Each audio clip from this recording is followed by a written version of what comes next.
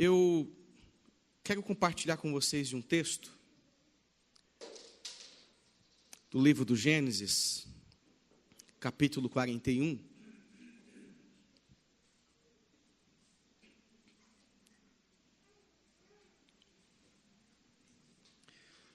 Livro do Gênesis, capítulo 41.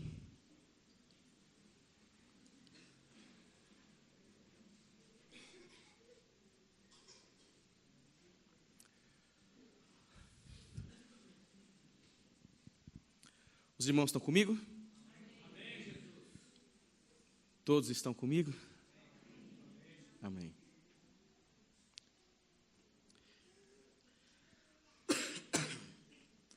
Gênesis capítulo 41, versículo 46.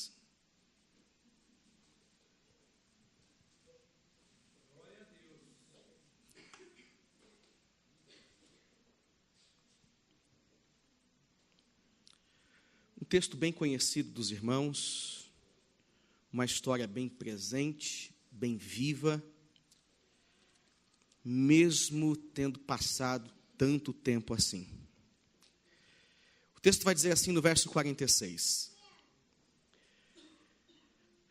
Era José da idade de 30 anos, quando se apresentou a Faraó, rei do Egito, e andou por toda a terra do Egito. E nos 7 anos de fartura, a terra produziu abundantemente. E ajuntou José todo o mantimento que houve na terra do Egito, durante os 7 anos, e guardou nas cidades o mantimento do campo. Ao redor de cada cidade foi guardado na mesma cidade. E assim ajuntou José muitíssimo cereal, como a areia do mar, até perder a conta, porque ia além das medidas. Antes de chegar à fome, nasceram 2 filhos a José, os quais lhe deu Azanete, filha de Potifera, sacerdote de On. E José, o primogênito, chamou de Manassés, pois disse: Deus me fez esquecer de todos os meus trabalhos e de toda a casa do meu pai. Ao segundo, chamou-lhe Efraim, pois disse: Deus me fez próspero na terra da minha aflição. Amém? Oremos nesta hora. Senhor Deus, é no nome de Jesus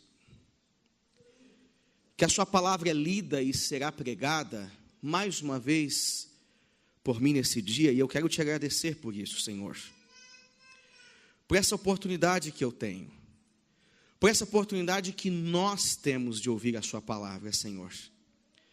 Pai, que possamos ter toda a atenção necessária para entendermos, Senhor, aquilo que está sendo dito, que está sendo pregado, e que não deixemos que nada venha desviar a nossa atenção, o nosso olhar aqui nessa noite, Pai. Ajuda-nos a isso, Senhor. Pai, no nome de Jesus que eu te peço, fala conosco, fala com a tua igreja, fala com o teu povo. Amém. Quando eu estava me preparando para pregar aqui nessa noite, e hoje pela manhã também, veio ao meu coração uma palavra que para mim faz muito sentido. Uma palavra que tem a ver com a vida de todos aqui. Quem quer que seja, independente de idade, já sofreu ou tem alguma cicatriz. Alguns mais, outros menos. Mas o fato é que as cicatrizes são provocadas, é o resultado de feridas que foram abertas. E quando eu pensei nessa expressão, nessa ideia de cicatrizes, logo me veio ao coração que muitas pessoas, muitos irmãos e irmãs, custam para ter feridas que ao longo da vida foram abertas, cicatrizadas. Muitas pessoas têm dificuldade em ver aquelas feridas que a vida fez com que surgissem, elas vinham ser fechadas. A gente, às vezes, leva uma vida inteira com feridas abertas, feridas na alma, feridas no coração. E o grande problema é que toda ferida, ela só existe porque ela é fruto de um golpe, fruto, consequência de um choque, fruto, consequência de um ferimento. E ela só permanece aberta porquanto o corpo, a alma, não foi capaz de encontrar a cura. E quando pensamos em feridas na alma, na vida, logo me veio à mente este personagem, José. Porque José, de certa forma, vai demonstrar que, ao longo de sua vida, o que mais ele vivenciou foram intensas experiências que provocaram profundas feridas, mas no desenrolar de sua vida, esse mesmo José vai nos mostrar caminhos que ele escolheu para que estas feridas se transformassem em cicatrizes, para que estas feridas espalhadas ao longo de sua vida, vividas, experimentadas ao longo de sua vida, elas viessem ser cicatrizadas. Mas é importante que nós venhamos pensar que a vida deste homem, José, ela pode ser dividida em 4 partes.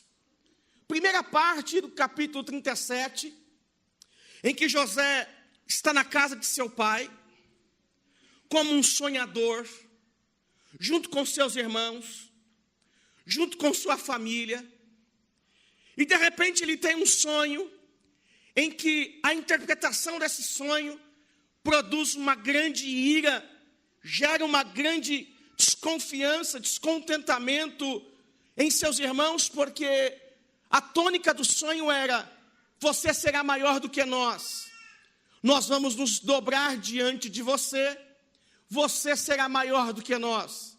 Isso já foi um problema na vida do José. Nós temos uma segunda fase na vida do José, que esses irmãos, agora, com este sentimento ou com esta sensação de que são diminuídos diante do José, eles vão, de certa forma, planejar um esquema para destruir o José. Eles saem junto com José, e o texto vai dizer que eles prendem José num fosso, e ali eles vendem José, e nessa segunda fase José deixa a casa de seu pai, é vendido para mercadores, se torna uma mera mercadoria, se torna um escravo na mão de seus senhores, alguém que começa a sofrer profundamente por causa de um sonho. O terceiro período da vida do José é o período em que ele sai agora desta condição de mercadoria, de escravo, e torna-se alguém importante, primeiramente na casa de um senhor, depois ele sofre de novo e vai para uma prisão, e ali ele se torna novamente importante, porque ele vai se tornar conselheiro dos prisioneiros, não podemos dizer que isso seja grande coisa, mas ele se torna alguém importante dentro da prisão. A sua fama chega diante do faraó, e agora de conselheiro da prisão, ele vai se tornar agora conselheiro do próprio faraó, tornando-se governador do Egito. Quando nós pensamos nessas 4 fases da vida do José, nesta primeira fase que José sai da casa de seu pai, até a última fase que ele vai se tornar governador do Egito, José está com 30 anos, 35 anos, no máximo, os seus 40 anos. Ele está aqui agora numa condição diferente daquilo que ele viveu lá atrás com seus irmãos. E José agora vai se tornar destaque por um detalhe que o próprio faraó vai dizer que ele tinha em sua vida. Vamos ver, por favor, o capítulo 41, o verso 37, que diz assim: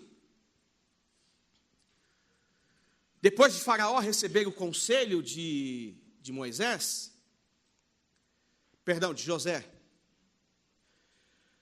o texto diz assim: o conselho foi agradável a faraó e a todos os seus ofícios.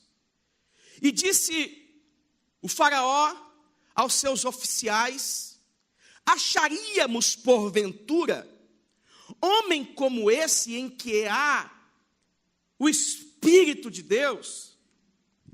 Veja que de um sonhador que poderia provocar problemas para uma família, passa agora a ser o conselheiro de faraó, e o faraó olha para ele e diz: olha, isso só é possível por causa que nós reconhecemos que você, José, tem um espírito diferenciado, e esse é o Espírito de Deus. Glória a Deus.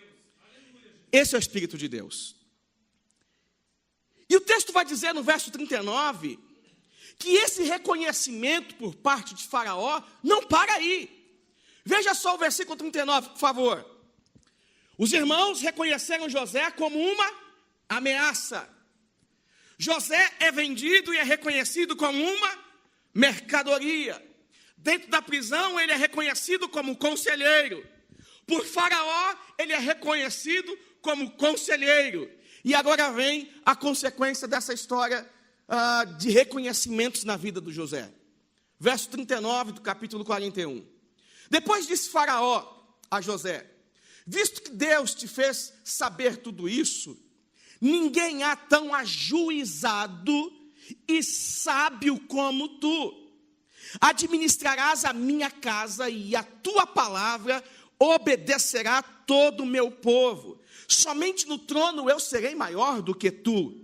Disse mais faraó a José: vês que te faço autoridade sobre toda a terra do Egito? Então tirou o faraó o seu anel de sinete da mão e o pôs na mão de José, e fê-lo vestir roupas de linho fino, e lhe pôs ao pescoço um colar de ouro, e fê-lo subir ao seu segundo carro, e clamavam diante dele: inclinai-vos. Desse modo o constituiu sobre todo o Egito. Disse ainda faraó a José: eu sou o faraó, contudo, sem a tua ordem, ninguém levantará mão ou pé em toda a terra do Egito. Então veja que este homem que sofre aqui na casa de seu pai, esse homem que sofre na mão de mercadores, tornando-se um produto, um escravo, esse homem que sofre agora na prisão, vai parar dentro de um palácio, vai se tornar governador de todo o Egito. Mas o presente maior ainda está por vir. Não é o fato dele se tornar governador.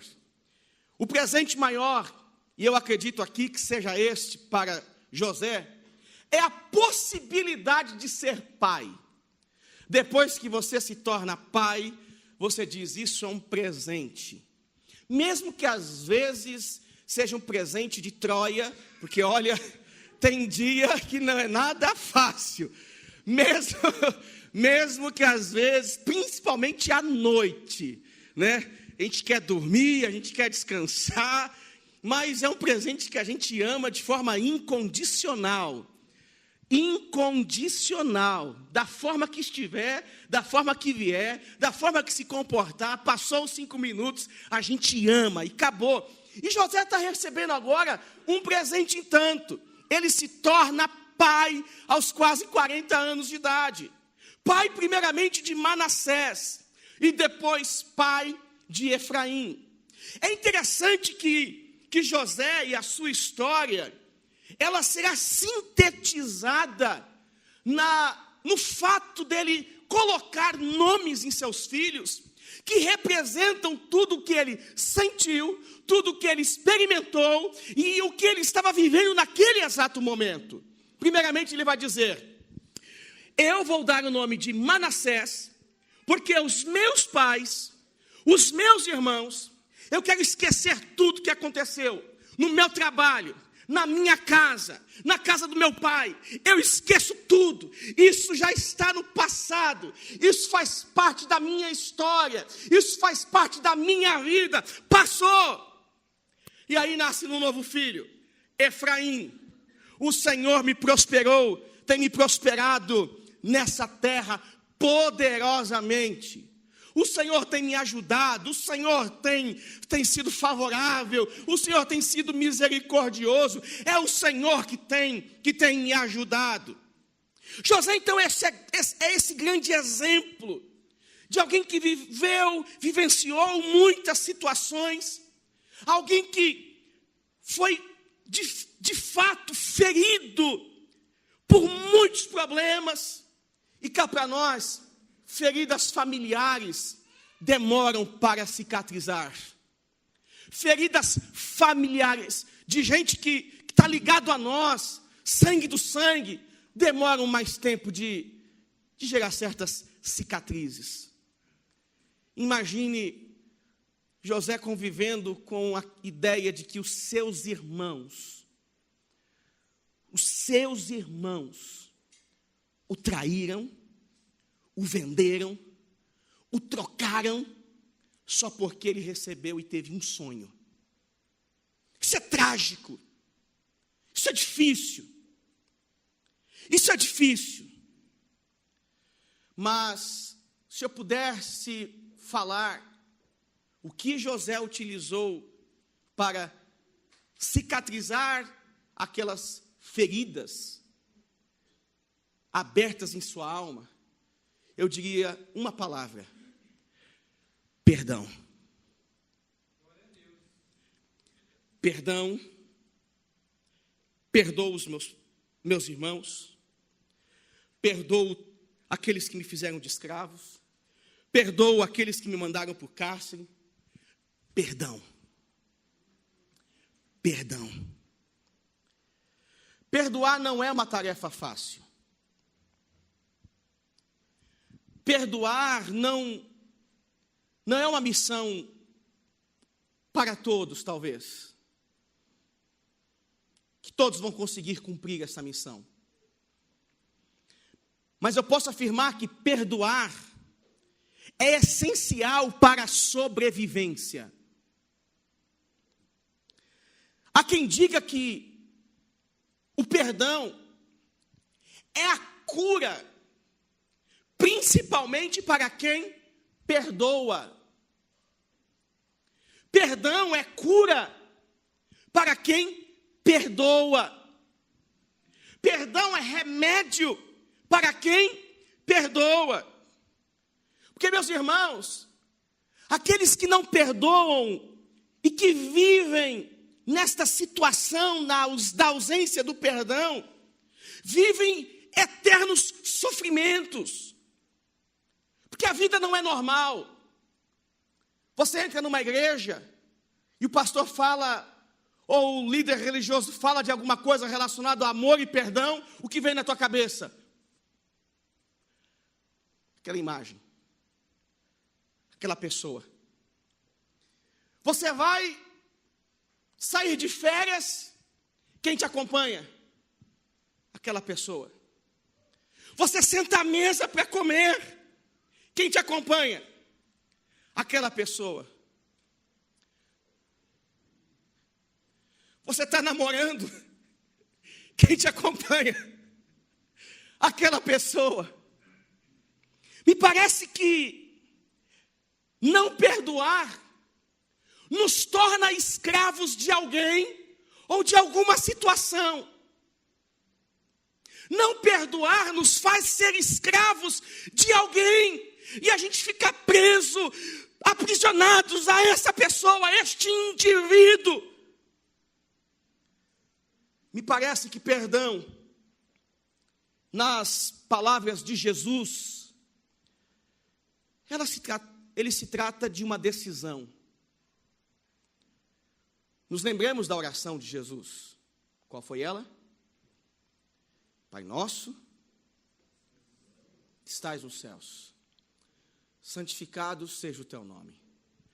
Venha a nós o teu reino. Seja feita a tua vontade, assim na terra como nos céus. O pão nosso de cada dia nos dai hoje. E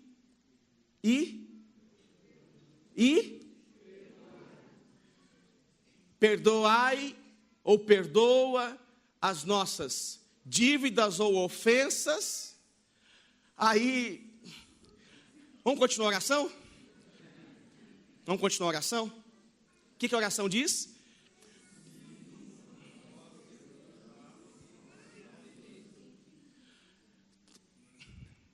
Mas vamos organizar isso, porque eu sei que você sabe.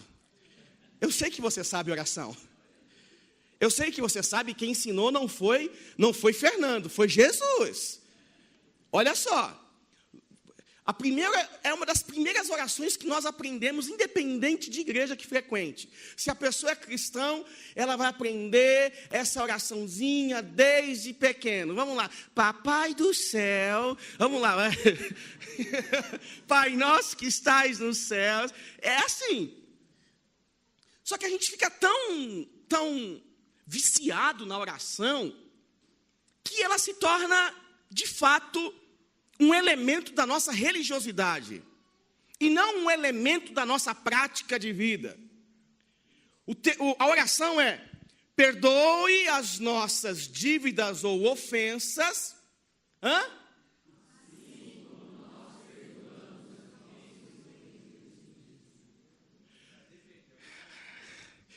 Imagina agora se Jesus escutar a sua oração desse jeito. Se Jesus escutasse a nossa oração desse jeito, Adenilson, como seria? Vou ouvir a oração do meu filho. Perdoa as minhas dívidas, Senhor. Perdoa as minhas ofensas. Só um parênteses aqui, dívidas ou ofensas, gente, pouco importa, a tradução é diferente. Ah, mas está na Bíblia católica, está na Bíblia evangélica. Bíblia é Bíblia, gente, para com besteira. Bíblia é Bíblia, só tem lá uns livros a mais que são livros da história e que são muito bons, por sinal. Perdoe as nossas dívidas ou ofensas, assim como eu perdoo. Aí Deus olha assim.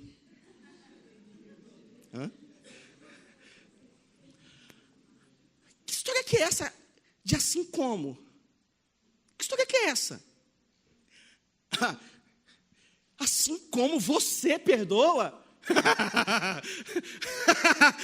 Assim como você perdoa? Para de brincadeira. Deixa de história. E quando nós pensamos na história aqui do José, voltando ao que ele viveu, ele vai ter que provar agora, depois de sua fala. Muito bonito colocar o nome do filho de Manassés. O Senhor, quero esquecer do meu trabalho e quero esquecer da casa do meu pai. Ou seja, tudo que eu vivi, eu coloco uma pedra. É muito legal falar isso. Meu segundo filho vai se chamar Efraim. O Senhor me prosperou nessa terra. Legal, muito bacana. Agora, no capítulo 42, vem a prova de fogo. O teste de fogo. Vamos ver se essa matemática do José está correta. Vamos ver se essa atitude do José é verdadeira. Vamos ver se essa prática do José, de fato, tem a ver com aquilo que ele acredita. Vamos ver se essa fala de José tem a ver com a sua prática. Porque é muito bonito ficar na fala, é muito bonito ficar na teoria.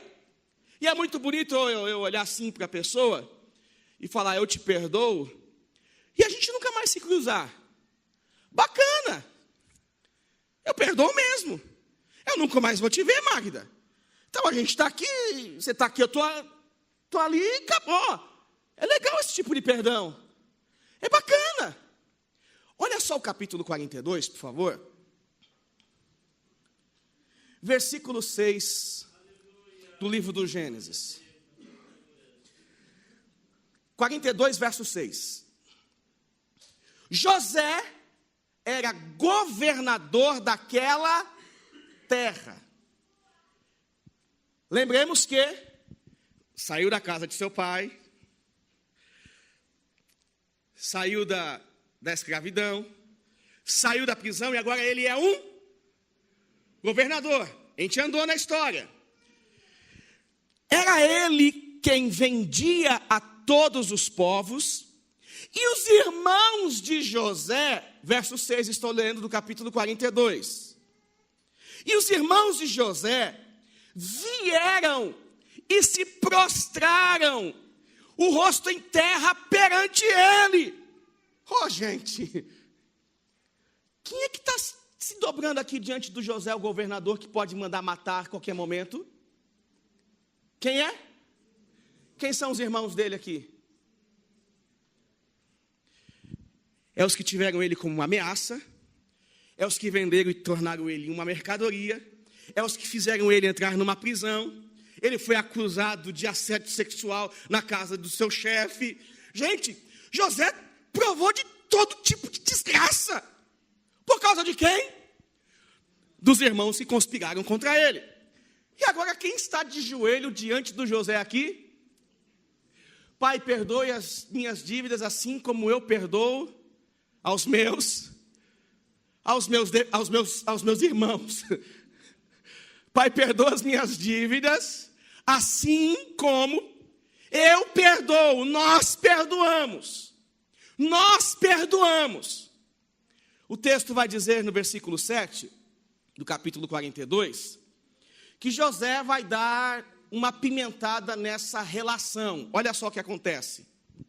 José, vendo seus irmãos, reconheceu-os, porém, e não se deu a conhecer, e lhes falou asperamente, lhes perguntou, de onde vens? Responderam, da terra de Canaã, para comprar mantimento. José reconheceu os irmãos, porém eles não o reconheceram. Gente, que prova que é essa? E para ampliar a prova, veja só o versículo 9 em diante.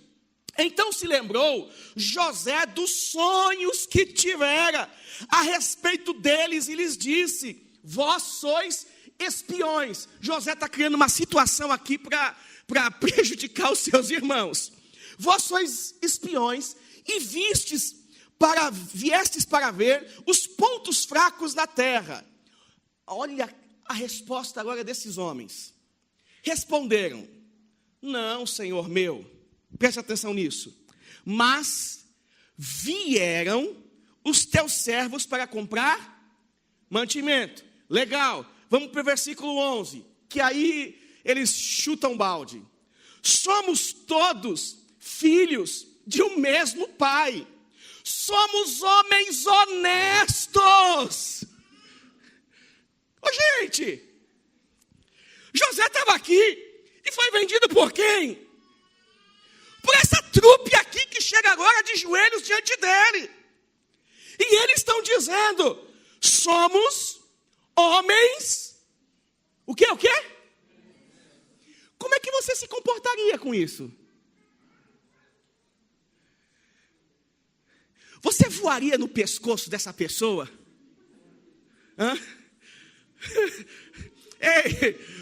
faria no pescoço dessa pessoa? Você me traiu, me jogou num poço, pegou a minha túnica, a minha tuniquinha, colorida, porque o texto bíblico vai dizer que a túnica de José era colorida, porque Jacó deu para José com tanto amor e carinho, manchou de sangue, inventaram que bestas feras vieram e comeram o José, e aqui está o José, e aqui está vocês. O que você faria? Pai nosso que estás nos céus, santificado seja o teu nome. Venha a nós o teu reino, seja feita a tua vontade. E perdoa as minhas dívidas assim como...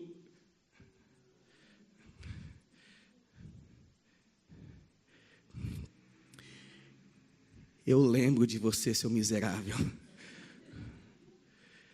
Ah, Rubem. Ah, meus irmãos, eu lembro de você.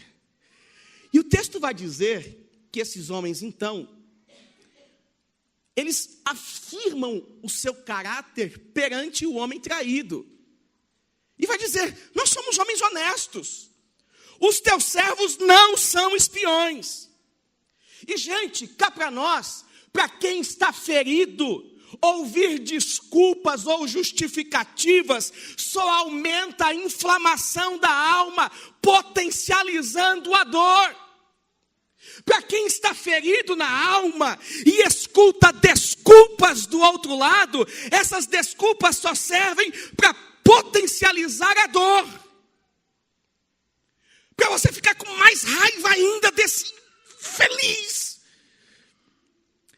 Para você ficar com mais ódio, mais possesso, mais endemoniado.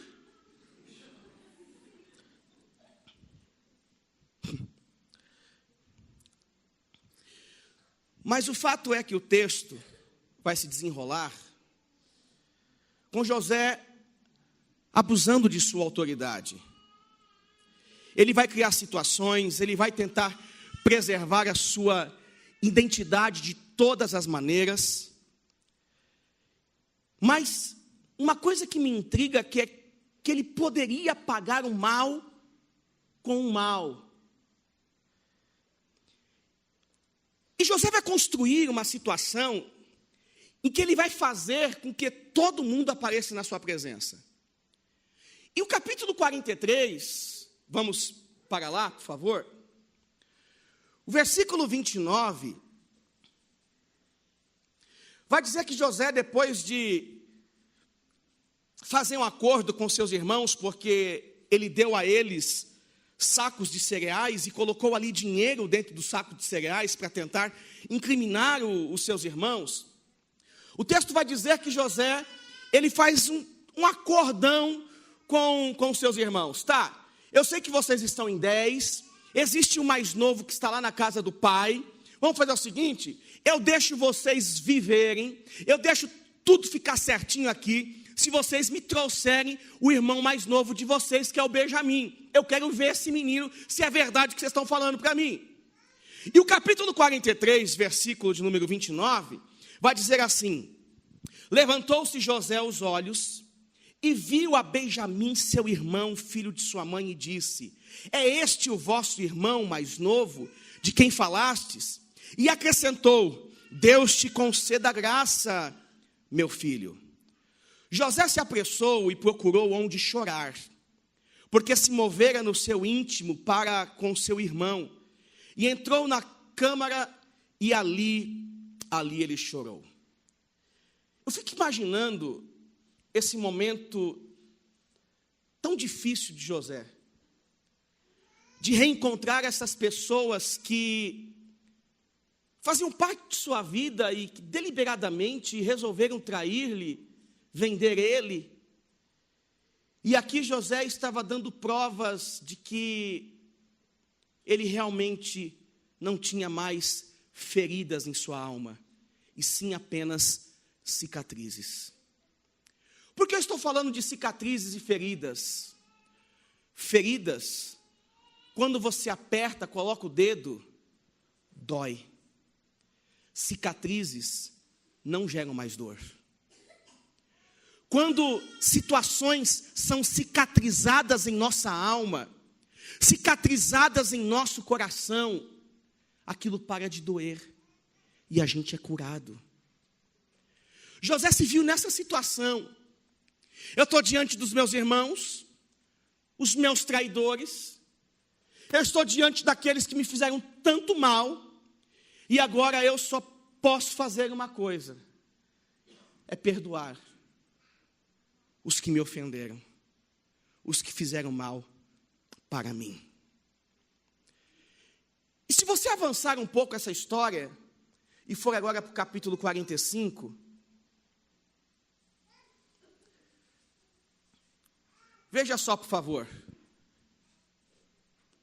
O capítulo 45 vai chegar no ápice das emoções de José. No ápice porque ele viveu tudo. Ele saiu da casa de seu pai, traído, é preso, vendido, agora ele é governador, e aqui está José agora diante de seus irmãos, e a Bíblia vai dizer algo interessante. José não se contém, e ele precisa revelar quem ele é. Veja, por favor, o versículo 1 do capítulo 45, por gentileza. Então José, não se podendo conter diante de todos os que estavam com ele, bradou: fazei sair a todos da minha presença. E ninguém ficou com ele. Quando José se deu a conhecer a seus irmãos, e levantou a voz em choro, de maneira que os egípcios o ouviam, e também a casa de Faraó, e disse a seus irmãos, olha só a revelação, gente, e disse a seus irmãos: eu sou José. Eu sou José. Vive ainda o meu pai? Vive ainda o meu pai? Seus irmãos não lhe puderam responder, porque ficaram atemorizados perante ele. Ficaram atemorizados perante aquela figura que para eles estava morta. Disse José a seus irmãos, olha só isso, gente, agora chegai-vos a mim. E chegaram-se, então disse: eu sou José, vosso irmão, a quem vendestes para o Egito. Agora, pois, não vos entristeçais, nem vos irriteis contra vós mesmos, por me haveres vendido por aqui. Gente, ele está falando, não fiquem bravos com vocês mesmos. Ao invés dele dizer, eu não estou bravo com vocês. A frase não está errada. A frase não está errada. Se a gente pensar de forma natural, lógica e humana, o que seria aqui o natural? Eu não estou bravo com vocês não, tá? Eu não estou bravo com vocês não. Calma, não estou bravo com vocês. Ele vai dizer o contrário. Não fiquem bravos com vocês mesmos. Sabe aquela ideia de crise de consciência? Não tenham crise de consciência, não. Não tenham remorso, não. Não fiquem angustiados por aquilo que aconteceu, não. E o texto continua, ele vai dizer, olha, nem vos irriteis contra vós mesmos por me haverdes vendido por aqui. Olha a cabeça de José. Porque para a conservação da vida, Deus me enviou diante de vós. Ou seja, eu não estou aqui nessa situação para preservar a minha vida. Eu sofri na casa do pai, fui traído por vocês, me tornei mercadoria e escravo, fui para a prisão, e esse trajeto todo existiu para um propósito, para a preservação da vida. Gente, quem está falando isso é o traído. Quem está falando isso é o ferido. Quem está falando isso é a pessoa que foi machucada. Quem está falando isso é a pessoa que sofreu na mão de outros. E o texto vai continuar dizendo: para a preservação da vida, Deus me enviou diante de vós, porque já houve 2 anos de fome na terra, e ainda restam 5 anos em que não haverá lavoura nem colheita. Deus me enviou adiante de vós para conservar vossa sucessão na terra, e para vos preservar a vida por um grande livramento. E aí o versículo 8 ele põe para quebrar. Assim, não foste vós que me enviastes para cá, e sim Deus, que me pôs por pai de Faraó e senhor de toda a casa, e como governador em toda a terra do Egito. Gente, tem que ser muito crente para viver um negócio desse. Pai nosso, que estás nos céus, perdoa, quer dizer, as minhas dívidas, assim como eu perdoo os meus devedores, ou os nossos devedores. É pesada essa oração diante do José, não é? Se a gente comparar as nossas vidas com José, a oração de Jesus, o que sobra para a gente? O que sobra para a gente? Qual o resultado dessa matemática? Qual o resultado dessa equação aí? Bom, a atitude de José é essa. E aqui eu quero encerrar com vocês, encerrar a pregação, não encerrar vocês no meio. Ai, meus professores, perdão aí, Adenilson. Eu quero terminar a pregação dizendo que o perdão é o caminho da cura. E nessa noite, tudo que você precisa saber é que o perdão é o único caminho viável para se viver uma vida genuinamente cristã. O perdão é o único caminho viável para se viver uma vida genuinamente cristã. Para se viver uma vida marcada pela bondade de Deus, porque as feridas elas serão curadas a partir do perdão. E ter feridas curadas significa, primeiro, viver sem culpa e sem acusação. Viver sem culpa é estar livre.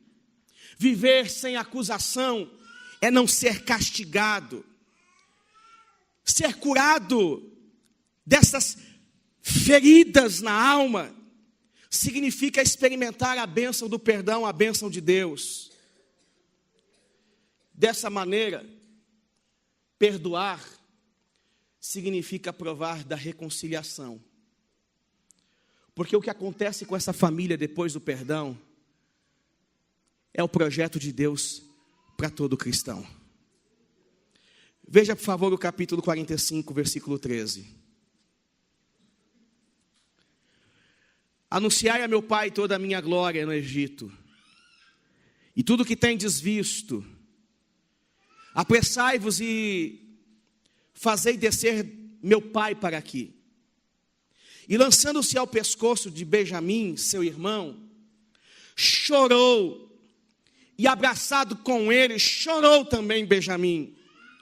José, olha só o versículo, por favor, 15, preste atenção nesse versículo 15, do capítulo 45. José beijou a todos.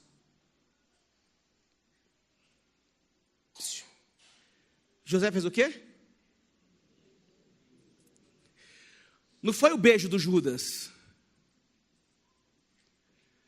Foi o beijo de alguém curado. beijou a todos os seus irmãos e chorou sobre eles. E depois seus irmãos falaram com ele. Consequência, capítulo 46, verso 28. Jacó enviou adiante de si a José, para que soubesse encaminhá-lo a Gozém, e chegaram à terra de Gozém. Então José aprontou o seu carro e subiu ao encontro de Israel, Jacó, seu pai, a Gozém, e apresentou-se, e lançou-lhe ao pescoço, e chorou assim longo tempo. Oh, meu Deus do céu. É um filho que não sabia mais que tinha pai e que só lembrava ou lembrou-se durante muito tempo das feridas provocadas pelos irmãos. Esse filho que não sabia que tinha pai, esse filho que não imaginava encontrar com seus irmãos, agora está aqui beijando todos aqueles que o tratavam como uma ameaça. E o texto vai dizer que ele se encontra com seu pai. E ele se lança no pescoço do seu pai. E ele chora durante muito tempo. E agora vem o final dessa história. As palavras de Jacó a José. Veja o versículo de número 30, por favor. Já posso morrer,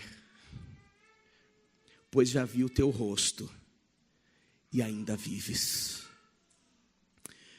Já posso morrer, porque eu sempre achei que você estava morto. Meu filho, você está vivo.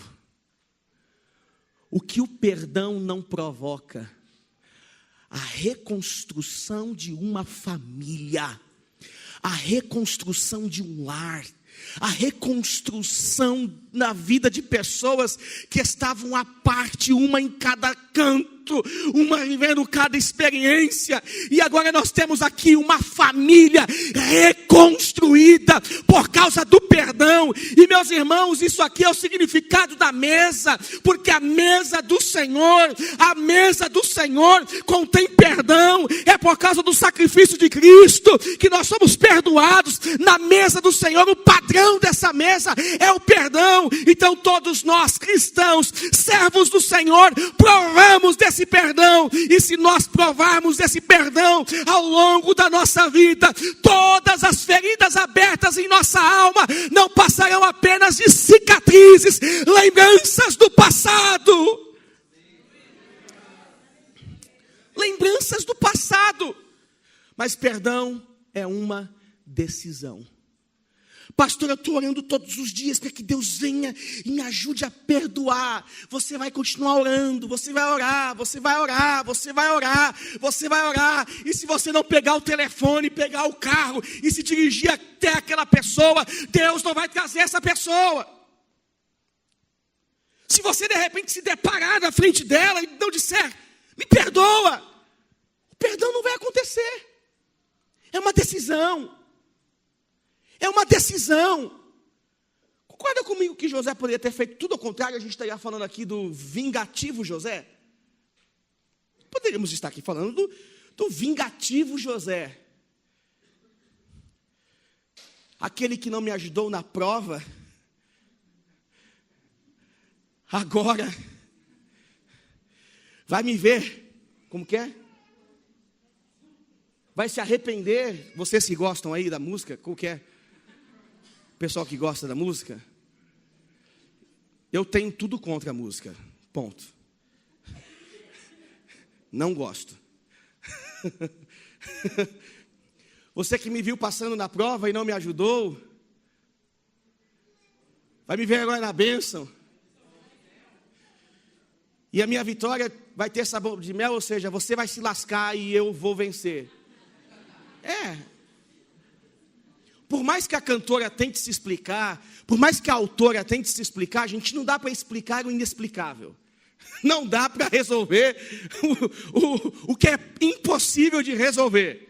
São esforços vazios.